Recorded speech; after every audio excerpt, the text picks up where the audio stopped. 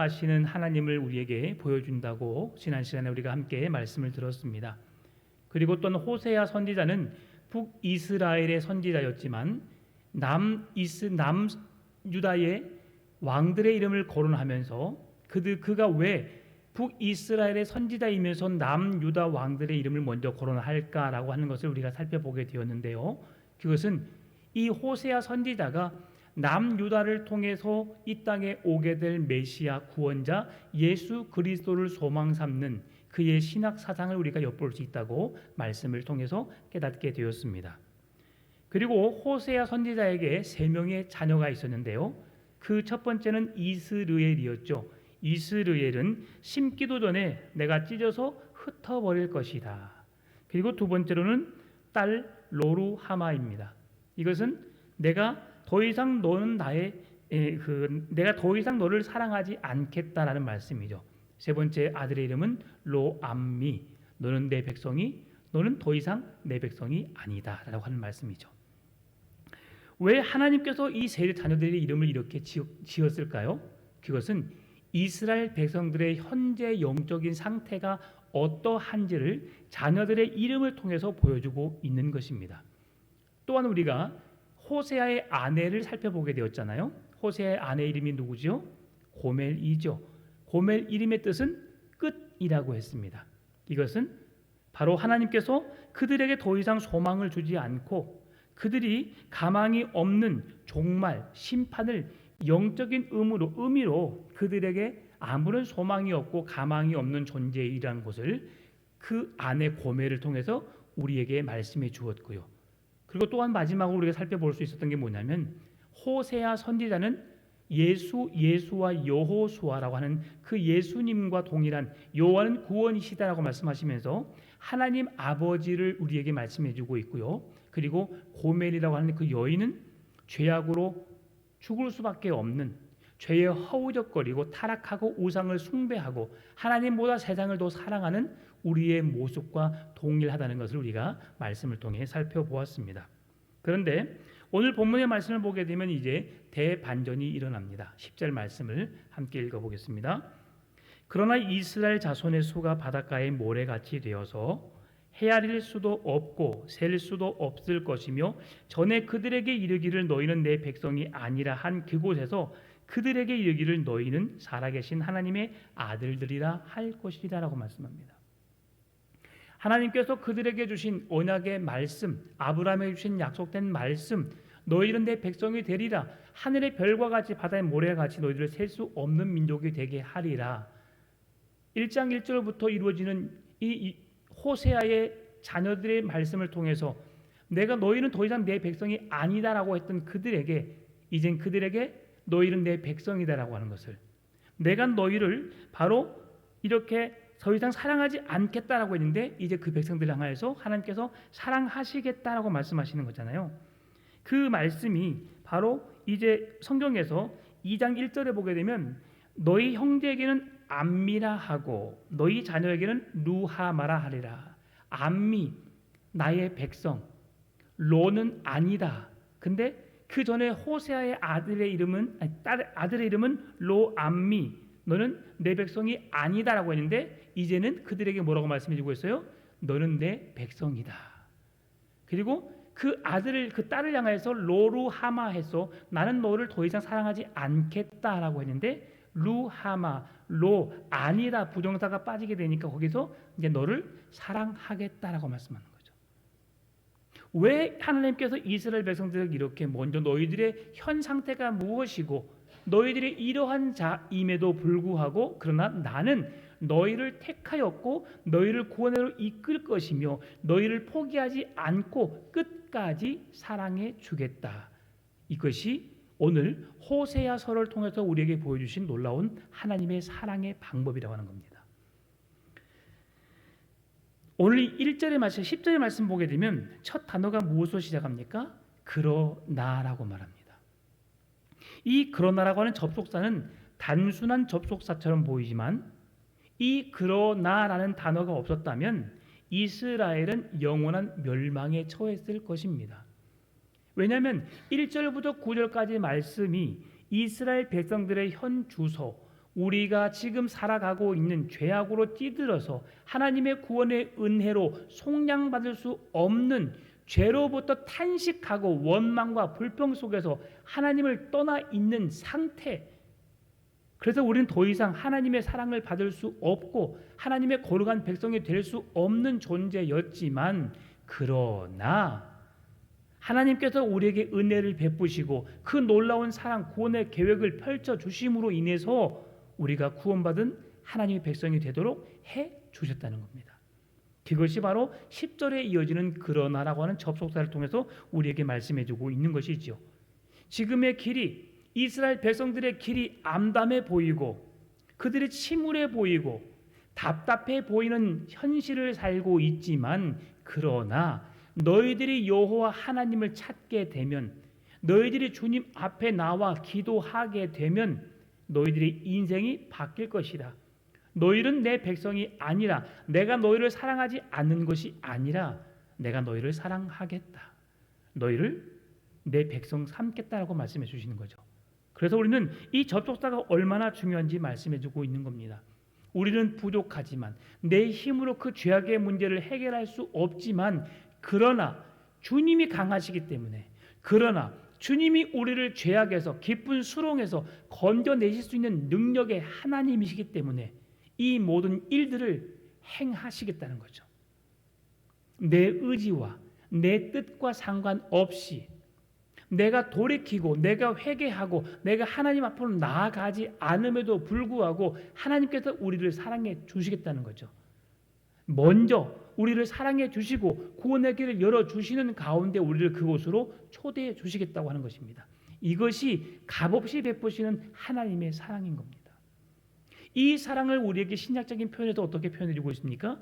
예수 그리스도를 통해서 보여주고 있지요. 내가 예수님께 무엇을 했기 때문이 아닙니다. 내가 예수님을 위해서 내 생명을 바쳐 헌신했기 때문에 그 은혜를, 그 사랑을 받은 것이 아니지요. 받을 자격 없지만, 우리가 하나님의 자녀라 부름을 받을 수 없는 존재이지만 하나님께서 우리를 자녀 삼아 주셨고 우리를 구원해 주시기 위해서 독생자 예수 그리스도를 통해서 놀라운 구원의 길을 열어 주셨다는 겁니다. 그것이 우리가 받아들일 수밖에 없는 하나님의 크고 놀라우신 사랑임을 말씀해 주고 있는 것이죠. 오늘 본문의 11절 말씀도 보면, 이에 유다 자손과 이스라엘 자손이 함께 모여 한 우두머리를 세우고 그 땅에서부터 올라오리니 이스르엘의 날이 클 것임이니라. 이스르엘의 뜻이 뭐라고 했어요? 호세아 아들의 이스르엘, 내가 그들을 흩어버리겠다라고 하는 말씀이었잖아요. 그런데 오늘 이 11절 말씀 보니까 이스르엘의 날이 클 것이다 라고 말씀해 주고 있어요. 이스르엘은 호세아의 첫 번째 아들의 이름이기도 하지만 이스르엘이라고 하는 지명의 이름이기도 합니다. 북왕조 이스라엘의 비옥한 경지를 나타낼 때에 이스르엘이라고 쓰게 되는데요. 이스르엘이란 사실 복된 땅을 말합니다. 하나님이 심으신다라는 뜻을 갖고 있어요. 그런데 그들이 죄로 말미암아 하나님을 떠나버렸고 하나님을 거역하고 하나님 안에 거하지 않기 때문에 내가 그들을 흩어버리겠다라고 말씀하셨던 거죠. 이스라엘의 이름은 아합 왕조가 이스라엘을 파멸시킬 때 유다 왕을 죽인 곳, 이세벨을 죽인 곳, 보복의 장소를 이스르엘이라고 우리에게 말씀해주고 있는데요. 예후가 아합 왕조를 멸망시킨 것 같이 내가 북왕조 예후 왕조를 멸망시키겠다라고 하는 뜻이 이스르엘입니다.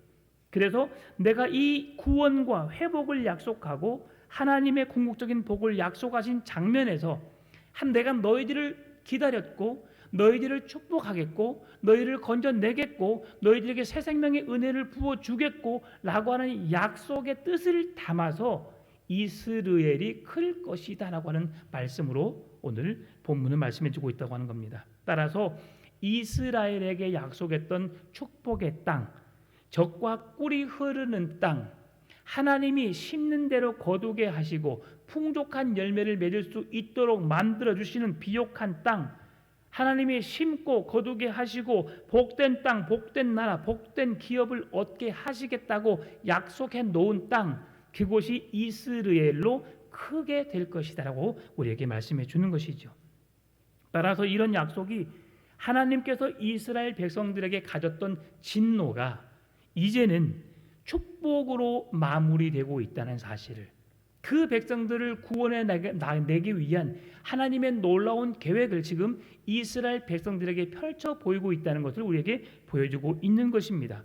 그래서 하나님의 진노가 쏟아지게 만드는 오늘 우리 장본인들, 이스라엘 백성들에게 복된 미래, 승리의 미래를 약속해 주시는, 결국 이스라엘 백성들이 지금은 잘못되어 있고 말씀 앞으로 돌이키지 않았고 말씀대로 살지 않았지만 그들의 인생을 하나님이 주신 축복의 길을 열어 놓으셔서 그 길을 걸어갈 수 있도록, 그 축복된 삶을 살 수 있도록 내가 너희를 돕겠다라고 말씀해주고 있는 것이죠.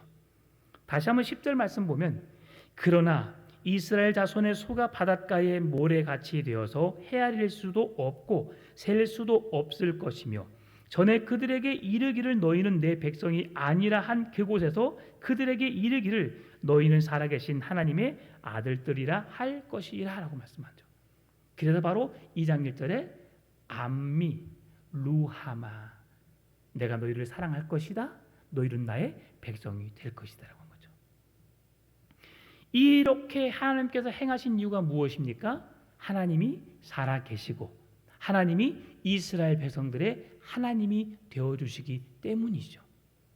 여러분, 우리가 힘들고 어렵지만 우리의 자녀가 무엇을 요구한다면 여러분 어떻게 해주겠습니까? 빚을 내어서라도 자녀를 돕고 싶은 것이 부모의 심정 아니겠습니까? 내가 할 수 있는 최선의 것으로 자녀를 돕고 싶은 것이 우리 부모의 심정입니다. 저 또한 마찬가지입니다. 우리 두 자녀가 있는데요, 어찌 보면 과하다 싶을 정도로 우리 자녀에게 지금 섬기고 있어요. 그 자녀들을 위해서 투자하고 있는데요, 왜 그렇습니까? 사랑하니까. 그 이상도 해주고 싶은 것이 부모의 마음이듯이 하나님은 그들이 원해서 그렇게 해달라고 요구하지 않아도 그 크신 사랑을, 그 놀라우신 구원의 은혜를 우리에게 부어주고 계시다는 겁니다. 따라서 하나님의 약속의 신실성, 영원한 하나님의 은혜로 인하여서 이스라엘 백성들이 벌을 받아야 마땅하고 멸망받아야 마땅하지만 그들이 하나님의 복을 이어갈 수 있는 자로 서갈 수 있도록 해준 것은 그들이 특별해서가 아니고 그들이 여호와의 말씀을 깨닫고 그 앞으로 돌아와서가 아니라 하나님의 철저한 계획 속에서 하나님이 그들을 사랑해 주겠다고 계획하셨던 그 약속에 의해서 그 사랑을 지금 보여주고 있다는 거죠. 이 말씀을 증언해주는 말씀이 로마서 14장 17절에서 25절에서 말씀해주고 있는데요, 하나님은 아브라함을 통해서 하나님이 누구신지를 보여주고 있습니다. 하나님이 어떤 분이신가라고 했을 때 아브라함을 통해 보여주신 하나님은 누구냐면 태초에 하나님이 말씀으로 천지를 창조하신 하나님의 능력을 보여주십니다. 왜 그렇습니까? 아브라함이라고 하는 사람은 소망 없는 자였어요.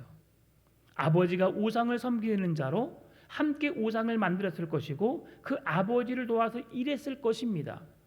75세라는 나이, 소망이 없는 나이, 그에게 어떤 누구도 기대하지 않는 그때에 하나님이 그를 부르셔서 그 죄악된 자리에, 그 어두운 자리에서 그곳을 떠나야만이 내가 너를 하나님의 백성으로, 믿음의 조상으로 세우겠다는 약속을 이루시기 위해서 아브라함을 떠나게 하셨고, 소망이 없고 생명이 없는 죽어 있는 그들의 새 생명을 잉태할 수 있는 은혜를 갖지 못했던 그들에게 하나님은 새 생명의 은혜를 부어주셔서 그 새 생명의 은혜가 오늘 10절에서 말씀해 주고 있는 것처럼 하늘의 별처럼 바다의 모래알처럼 수많은 민족을 이루게 하시겠다. 이 약속이 소망 없는 아브라함의 인생 속에서 하나님이 무에서 유를 창조해내신 창조주 하나님이심을 우리에게 보여주고 있다고 하는 것이죠. 여러분, 따라서 우리가 아무리 하나님의 뜻을 알고 하나님의 말씀대로 내가 살아내기를 몸부림치고 그 뜻을 따라 살아간다고 하지만 우리는 절대적으로 하나님의 뜻을, 하나님의 능력을 능가할 수가 없음을 인정해야 합니다. 우리는 연약하거든요. 작심삼일, 이게 우리의 삶 속에 늘 반복되어지고 있는 우리의 연약함을 볼 수 있는 것이죠. 따라서 여러분, 아브라함이 어떻게 믿음의 조상이 될 수 있었을까요? 그것은 전적인 하나님의 은혜였습니다. 하나님이 그를 불러내어 주셨고 그가 하나님을 믿었고 하나님을 따라갔고 그 길을 걸어가서 그가 믿음의 조상이 된 것이 아니고 하나님께서 그를 믿음의 조상으로 세워주셨기 때문에, 하나님이 계획하셔서 그 일들을 이루도록 아브라함을 믿음의 조상으로 세워주셨기 때문에 아브라함이 믿음 있는 자가 되었고 우리들의 믿음의 조상이 된 것이죠.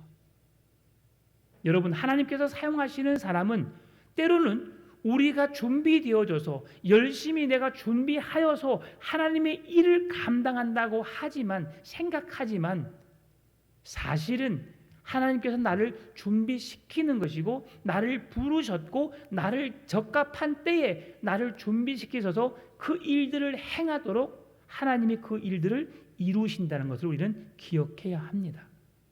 그러나 우리들은 어떻게 생각하고 있어요? 내가 했어요. 내가 아니면 안 됩니다. 이것이 우리의 모습입니다. 그래서 우리는 내가 아니라 주님이 하셨습니다. 주님이 하시면 됩니다. 이 믿음의 고백으로 주님 앞에 나갈 수 있기를 바랍니다. 아브라함은 아무 소망 없는 자기 자신에게 하나님이 말씀하신 대로 순종하였고 그 길을 따라 나섰고 그가 명령하신 대로 지켜 행하였더니 하나님께서 그에게 너는 믿음의 조상이라 열국의 아비라라는 칭호를 받게 되었다고 말씀해 주는 거예요. 결국 우리가 우리의 믿음을 지키고 하나님의 거룩한 백성으로 살아갈 수 있는 것은 무엇입니까? 그의 말씀을 들은 자로서 깨닫고 깨달은 바대로 그 말씀대로 살아내기 위해서 몸부림치는 자, 하나님이 어떤 분이신지를 우리가 인정하고 그 말씀에 온전히 순종함으로 살아내는 자, 억지로가 아니고 자원함으로 기쁨으로 이렇게 주의 일들을 감당해내는 삶을 통해서 하나님은 우리에게 믿음의 조상, 너는 내 아들이라, 내가 너를 사랑하겠다, 너는 내 백성이라고 말씀해 주신다는 거죠. 지금 우리는 호세아서를 통해서 이스라엘 백성들이 하나님의 말씀에 불순종하고 타락의 길을 걷게 되니까 하나님께서 화가 나셔서 너는 이스라엘이라, 로루하마라, 로암미라 했던 그들에게 이제 오늘 본문의 말씀에 사건이 전개되어서 어떻게? 그러나 그랬던 너희들이지만 내가 너희들을 내 백성 삼겠다, 내가 너희를 사랑하겠다라는 말씀으로 오늘 말씀이 시작되고 있습니다. 오늘 우리들은 죽은 자 가운데서 살려내실 하나님 예수 그리스도의 십자가의 은혜를 우리가 로마서를 통해서 살펴보게 되었는데요, 오늘 본문의 2장 2절 말씀을 같이 읽어볼까요? 너희 어머니와 논쟁하고 논쟁하라. 그는 내 아내가 아니요 나는 그의 남편이 아니라 그가 그의 얼굴에서 음란을 제하게 하고 그 유방 사이에서 음행을 제하게 하라. 너희 어머니와 논쟁하고 논쟁하라 라고 하는 이 말씀 속에서 우리는 이 문자적으로 해석하게 되면 너희 어머니와 논쟁을 하라는 말로 해석할 수 있지만 이것은 문자적인 의미로 해석되는 것이 아니고요, 이 말씀은 고발하라라는 뜻으로 말씀해주고 있습니다. 어머니와 논쟁하는 것이 아니고 어머니의 그 부끄러움을, 어머니의 그 부족함을 우리가 고발하여서 그가 잘못 살고 있는 것을 깨닫고 바르게 살 수 있도록 그를 고발하라라는 뜻으로 우리가 해석할 수 있는 것이죠. 이 어머니라고 하는 것 또한 진정한 나의 육신의 어머니를 말씀해 주는 것이 아니고 상징적인 의미로서 육신의 생각을 말해주고 있어요. 그래서 이 어머니라고 하는 것은 나를 낳아준 모친을 말해준다는 것보다도 내 삶 속에 잉태되어 있는 모든 육체적인 생각들을 고발하라. 인간으로서 생각할 수 있는 죄를 범할 수 있는 그 모든 것들을 고발하라라고 그렇게 우리는 성경을 해석해야 되는데요. 따라서 우리가 이 정죄함으로 맞서라고 하는데요. 그의 얼굴에서 음란을 제하게 하고라고 하는 말씀은 이 영의 상태가 그의 얼굴에 그대로 드러나게 됨을 말씀해주고 있습니다. 여러분, 얼굴은 그 사람의 내면의 세계를 나타내고 있죠. 사람이 부끄러우면 어떻게 됩니까? 얼굴이 빨개지죠. 그러나 우리가 사람의 표정을 우리가 숨김으로 인해서 내 마음에 지금 화가 난 것을 표현을 감추기 위해서 우리가 얼굴의 표정을 달리하죠. 그러나 우리 내면 속에 있는 것을 우리는 감출 수가 없습니다. 아무리 뛰어난 연기자라 할지라도 그 상황 속에 내가 느끼는 감정을 정말 통제한다는 것은 쉽지 않지요. 그런데 오늘 우리에게 무엇을 말씀해 주고 있습니까? 그러한 외형적인 모습, 욕심의 모습, 내 속에 잉태되고 있는 그 모든 것들을 다 고발하라라고 하는 것이죠. 우리가 드러날 수밖에 없고 죄는 숨길 수 없다는 것을 우리에게 말씀해 주고 있는데요. 그래서 이스라엘의 얼굴이 지금 어떤 모습으로 가득하다고 했어요? 음란으로 가득해져 있다는 것을 우리에게 고발해 주고 있습니다.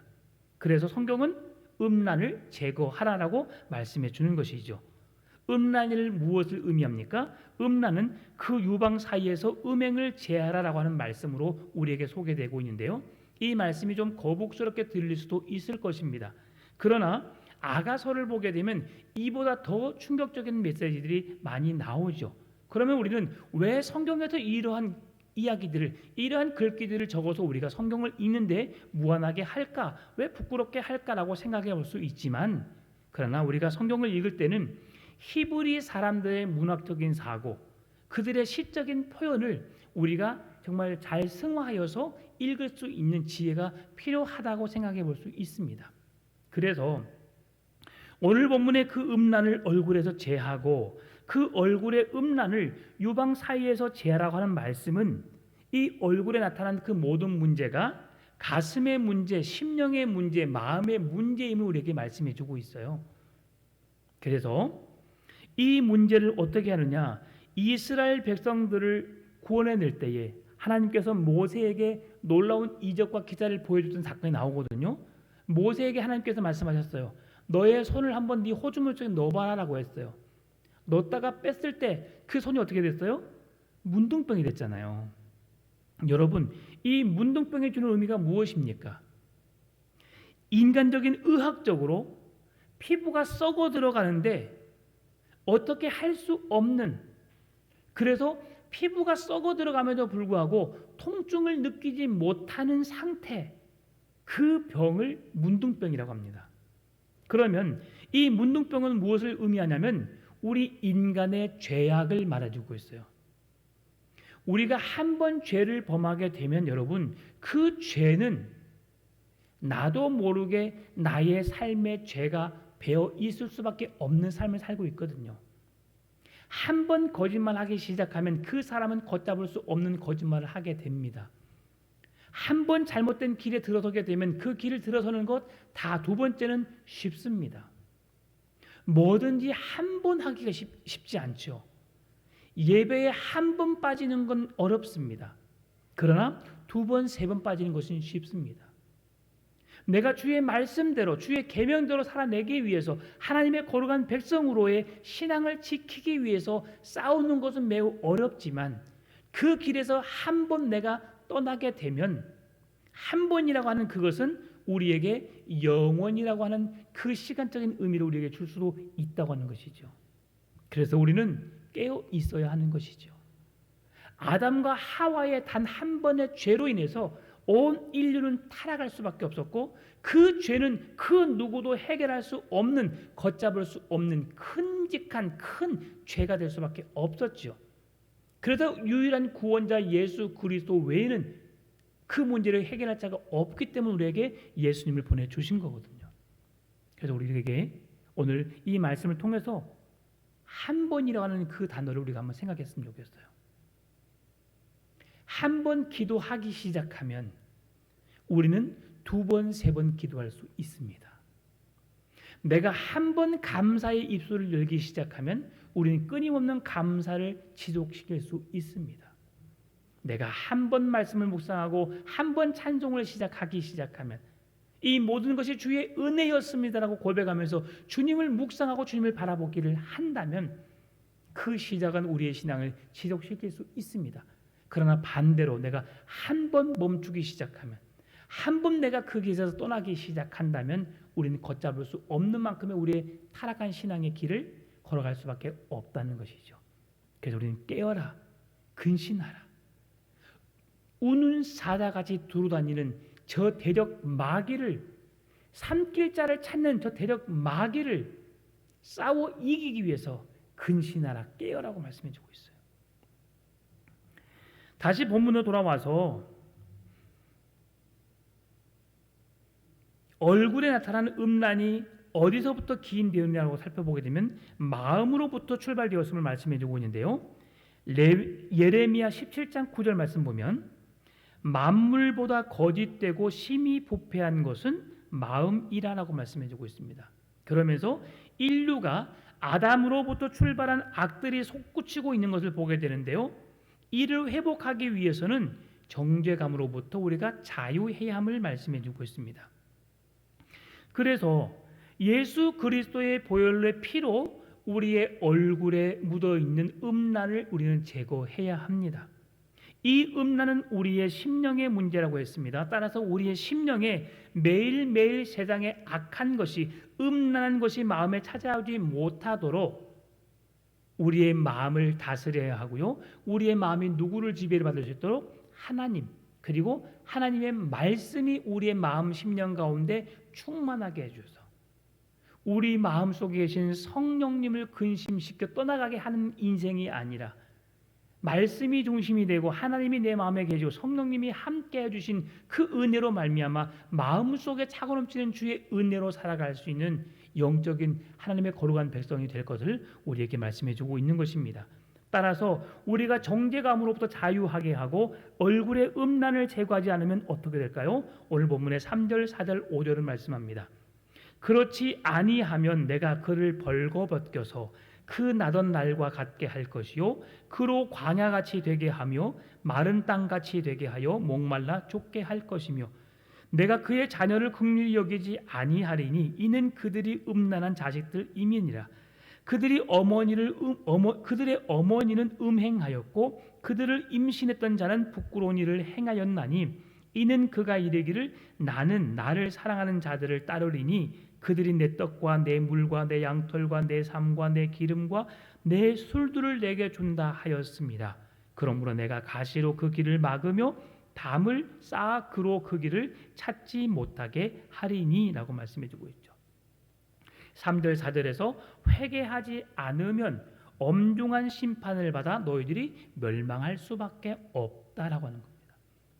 우리의 마음을 지키지 않으면 우리의 얼굴에 있는 음란함을 제거하지 않으면 우리들은 하나님의 엄중한 심판을 받아서 멸망할 수밖에 없다는 것을 말씀해 주고 있죠. 하나님이 심판하신 내용이 무엇입니까? 출생할 때와 같이 벌거벗겨져서 아무런 소망이 없게 하겠다. 하나님의 심판의 내용이 무엇입니까? 광야처럼 황량하게 만들므로 완전한 폐허를 조성하겠다. 하나님의 심판의 내용이 무엇입니까? 마른 땅처럼 만들어 죽을 수밖에 없는 인생이 되게 하시겠다. 하나님의 심판의 내용이 무엇입니까? 그 자녀들마저 긍휼히 여기지 않으므로 그 자손들에게 하나님의 은혜와 사랑을 끊어버리겠다라고 하는 거죠. 우리가 뭐 하지 않으면, 회개하지 않으면. 하나님의 심판은 범죄한 개인에 국한합니다. 우리가 잘못하면 우리가 죄의 대가를 받게 되는 것이죠. 우리가 예수 믿지 않으면 엄중한 처벌을 받게 됩니다. 그런데요, 놀라운 사실이 있습니다. 내가 예수 믿지 않으면 내가 구원받지 못하고요. 내가 예수님 믿으면 구원받습니다. 내가 말씀 앞으로 나아가서 회개하기만 하면 하나님의 은혜와 사랑을 받을 수 있고요. 내가 회개하지 않고 죄악된 삶을 살게 되면 내가 주님으로부터 버림을 받을 수밖에 없는 인생을 살게 됩니다. 그런데 우리 부모의 죄는 자손에게 전가된다는 거예요. 다윗이 범죄했을 때에, 많은 신앙의 사람들이 범죄했을 때에 내가 너를 쳐서 그 죄가를 너로 하여금 내가 갚아내리라고 말씀하지 않고 너의 자녀에게 그 죄값을 물으리라고 말씀해주고 있어요. 그래서 우리가 범한 죄, 음란의 죄, 우리가 범한 하나님을 반역하고 대적하는 그 죄, 하나님이 그의 죄값을 받으시되 자녀의 3, 4대에서 그 자녀 세대를 끊어지게 하시겠다.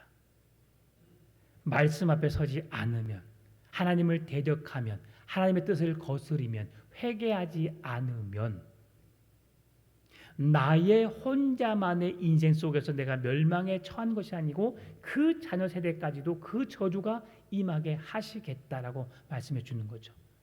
그래서 우리는 철저하게 회개하고 나의 죄값이 내 자녀에게 전가되지 않도록 하기 위해서 끊임없이 주의 말씀 앞으로 나아가야 한다는 사실이죠.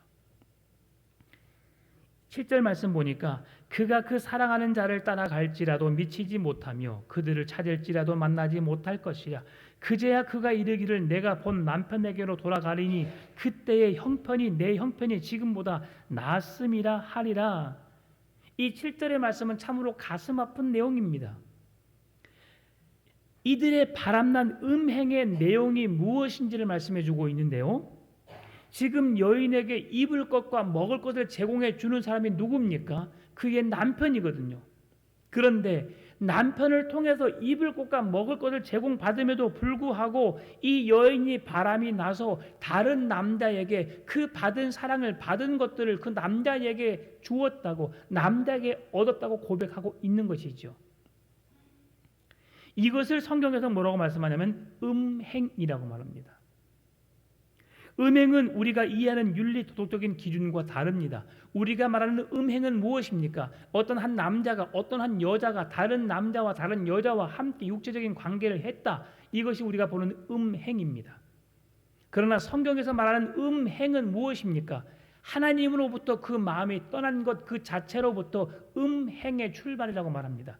하나님을 사랑하지 않고 우상을 섬기는 것, 하나님을 사랑하지 않고 세상을 사랑하는 것, 하나님보다 더 사랑하는 것이 있다면 그것을 향하여서 성경은 말하기를 너는 음행하였다라고 말씀하고 있는 거예요.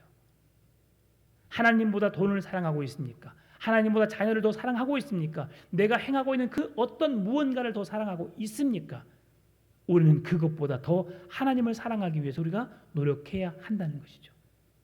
이것이 성경에서 말씀해주고 있는 음행을 피하라는 말씀 속에서 너희들은 하나님보다 세상의 것을 더 사랑하지 말 것을 말씀해주고 있는 것이죠.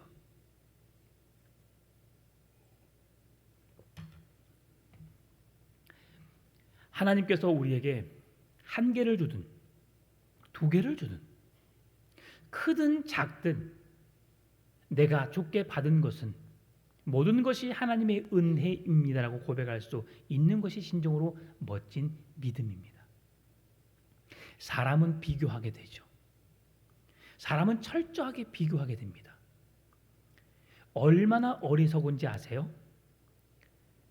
새 차를 샀어요. 똑같은 아반떼에 똑같은 옵션에 똑같은 가격에 샀어요. 옆에 받쳐놓고 내 차가 더 좋아 그래요. 근데 다를 수는 있어요. 왜냐하면 잘못 구매하게 되면 엔진에 문제가 있을 수 있고 또 사람이 만든 것이기 때문에 완전하게 100% 똑같을 수는 없는 거죠. 그러나 똑같이 잘 달리고 똑같이 한다 할지라도 내 것이 더 좋아라고 하는 것이 사람의 모습이라고 하는 거죠. 그러나 어떤 것이 주어졌다 할지라도 우리가 주님 감사합니다. 우리가 하나님의 은혜임을 기억할 수 있고 하나님께 감사할 수 있고 하나님께 찬송할 수 있고 하나님께 기도할 수 있다면 이것이 얼마나 큰 은혜인지 우리에게 말씀해 주고 있는 거예요. 지금 이스라엘 백성들이 그 아내를 통해서 음행하였다. 다른 남자에게 가서 그로 하여금 그의 모든 마음에 빼앗겨서 내 남편이 하나님이 그에게 은혜를 주셨고 하나님이 그에게 생명을 주셨고 하나님이 살아갈 수 있는 모든 길을 열어 주었는데 그 사람이 고백하기를 우상으로부터 내가 모든 것을 받아서 내가 충족을 누리고 있다. 나의 부족함을 채우는 것은 내 남편이 아닌 저 우상이다. 하나님이 아닌 세상의 것이다라고 말하는 어리석은 지금 이 여인을 우리가 비유적으로 말씀해 주면서 우리의 모습 속에서 그 잘못된 삶으로부터 돌이키기를 깨닫기를 이 모든 것이 하나님의 은혜입니다라고 고백하기를 주님이 원하신다는 것이죠. 은혜가 있다면 우리는 무엇을 해도 우리는 기쁘고 감사하고 즐겁게 살아갈 수 있습니다. 은혜가 있다면 우리의 믿음을 유산으로 받을 수 있는 온전한 믿음의 사람이 될 수 있는 것이죠. 오늘 본문의 8절 9절 곡식과 새 포도주와 기름은 내가 그에게 준 것이요 그들이 바알을 위하여 쓴 은과 금도 내가 그에게 도하여 준 것이거늘 그가 알지 못하도다. 그러므로 내가 내 곡식을 그것이 익을 계절에 도로 찾으며 내가 내 새 포도주를 그것이 맡을 시기에 도로 찾으며 또 그들의 벌거벗은 몸을 가릴 내 양털과 내 삶을 빼앗으리라 라고 말씀하고 있죠. 하나님의 것을 본래의 자리로 돌이키게 하시겠다. 돌아오게 하겠다. 그렇게 말씀해 주는 겁니다. 하나님께 주신 것이 무엇입니까? 곡식과 포도주, 기름, 은과 금 이 모든 것이 하나님께서 주신 것임에도 불구하고 그 어리석은 백성은 그것이 하나님으로부터 온 것이 아니고 우상이 내게 주었다라고 고백하고 있는 것이죠. 이것이 바로 음행이고 이것이 바로 우상 숭배고 이것이 바로 하나님을 떠난 인생입니다. 바알은 그 시대의 다산과 푸교의 신으로 이해되었습니다. 아무리 그렇다 할지라도 그는 하나님을 대신해 우리에게 아무것도 줄 수 없는 존재들이죠. 따라서 우리는 어떻게 해야 됩니까? 허수아비에 불과한 아무것도 할 수 없는 입이 있어도 눈이 있어도 귀가 있어도 말하지도 듣지도 보지도 못하는 그 연약한 어리석은 것에 우리의 목숨을 걸어서는 안 된다는 것입니다. 따라서 눈에 보이는 물질적인 풍요, 세상에서 누리는 그 기쁨이 우리에게 전부가 아님을 깨달을 수 있어야 된다는 것이죠. 하나를 주셨다 할지라도 열을 주셨다 할지라도 100을 주셨다 할지라도 이 모든 것이 다 주의 은혜입니다. 사도 바울이 고백했던 것처럼 궁핍함에 처할 줄도 알고 내가 어떤 자리에 있다 할지라도 내가 자족하기를 배웠노라. 이것이 바로 주님의 은혜임을 고백하는 아름다운 신앙의 모습인 것입니다. 하나님은 그렇게 살지 못하는 백성들에게 어떻게 하시겠다 말씀하시냐면 10절입니다. 이제 내가 그 수치를 그 사랑하는 자 눈 앞에 드러내리니 그를 내 손에서 건져낼 사람이 없으리라. 내가 말씀 앞으로 돌이키지 않고 회개하지 않고 하나님의 것으로 인정하지 않는 삶을 살아가게 되면 그에게 수치를 당하게 할 것이다. 어떻게 벌거벗은 것처럼 내가 너에게 그 수치를 당하게 하시겠다. 하나님의 아들 되신 예수 그리스도께서는 우리가 당해야 할 수치를 대신 져주셨어요. 그것이 하나님께서 우리에게 보여주신 놀라우신 사랑의 방법입니다. 여러분, 성화를 보게 되면 예수님이 십자가를 지고 가시는 그 사진들을 많이 보셨죠? 그 모습을 보게 되면 예수님이 십자가에 못 박히기 전까지는 가슴에 옷을 두르고 또 팬티를 입는 모습이잖아요. 그러나 실제로는 예수님이 그 씨로라기 하나 거치지 않고 완전히 발가벗은 상태로 수치와 조롱과 멸시와 천대 매맞음을 당하면서 그 길을 걸어가신 거예요. 얼마나 부끄러우셨겠습니까? 얼마나 수치스러웠겠어요. 여러분, 사람이 뺨을 때린다는 것은 어떤 의미인 줄 아세요? 뺨을 때릴 때는 그 사람에게 아프라고 뺨을 때리지 않습니다. 그 사람을 때린다는 것, 뺨을 때린다는 것은 수치와 모욕감을 당하게 하기 위해서 뺨을 때리는 거거든요. 옆에 있는 사람이 내 어깨를 툭툭 친다고 해보십시오. 내 어깨를 치면 어깨 여기 좋은데 팔이 안 닿습니다. 죄송합니다. 팔이 잘 안 닿아서 어깨를 툭툭 치는데 어깨를 칠 때는 내가 기분이 상할 수도 있고 기분이 안 나쁠 수도 있어요. 그런데 누군가가 내 뺨을 친다고 생각해 보십시오. 어떨까요? 기분 나쁜 일이거든요. 이건 아프라고 때린 것이 아니고 나에게 수치와 모멸감을 주기 위해서 때린 거거든요. 근데 예수님을 향하여서 그렇게 비난하였고 조롱하였고 예수님을 때렸고 예수님 그렇게 만드셨어요. 그런데 우리가 말씀대로 살지 않고 깨닫지 않고 기도하지 않고 회개하지 않으면 우리의 인생을 그렇게 수치를 당하게 해주시겠다. 사람들은 하나님의 아들이신 예수님을 철저하게 조롱하고 비웃으면서 모멸감과 수치심을 준 것처럼 하나님께서 우리를 그렇게 하시겠다라고 하는 거죠. 이번 한 주간을 살아가면서 우리에게 잃어버린 찬송, 잃어버렸던 기도, 잃어버렸던 감사를 회복하는 한 주간의 삶이 되었으면 좋겠습니다. 그동안 하나님을 찬송하지 못했다면, 그 하나님을 온전히 신뢰함으로 기도하지 못했다면, 그 하나님을 향하여서 감사하며 나가지 못했다면 한 주간 동안 감사할 일들을 생각하고 더욱더 끊임없이 기도하고 날마다의 삶 속에 찬양이 끊이지 않는 행복한 신앙의 삶을 걸음을 걸어갈 수 있기를 바랍니다. 생명의 샘물이 흘러넘치듯 우리의 심령 가운데 찬송과 기도와 감사가 차고 넘치는 인생이 되시기를 바랍니다. 내가 그의 모든 희락과 절기와 월삭과 안식일과 모든 명절을 폐하겠고 11절에서 그렇게 하지 않으면 너희들의 모든 감사를 뺏어가 버리겠다 말씀하시는 거예요. 너희들이 그 절기를 지키지 못하겠다. 절기의 감사, 우리가 하나님께 절기를 지키는 이유는 감사한다는 고백이거든요. 그래서 너희들에게 감사를 하지 못하도록 만들어 버리겠다. 포도나무 무화과 나무 있습니다. 12절에서 말씀해주고 있죠. 포도나무와 무화과 나무를 거칠게 하여 숲풀이 되게 하며 들짐승들에게 먹게 하리라. 이 말씀 무슨 말씀입니까? 그 땅을 황폐하게 하겠다. 기쁨이 끊어지게 하고 감사가 끊어지게 하겠다. 이 말씀입니다. 어떻게 하면? 우리가 말씀 앞으로 회복하지 않으면, 회개하지 않으면, 주님 앞에 나오지 않으면, 말씀대로 살지 않으면, 그 은혜를 우리가 누리지 못하면 하나님께서 우리의 인생에 감사를 끊어버리겠다. 사람에게 가장 큰 고통을 주는, 가장 큰 근심을 가져다 주는 것이 무엇인지 아십니까? 그것은 사람을 통해 겪는 고통입니다.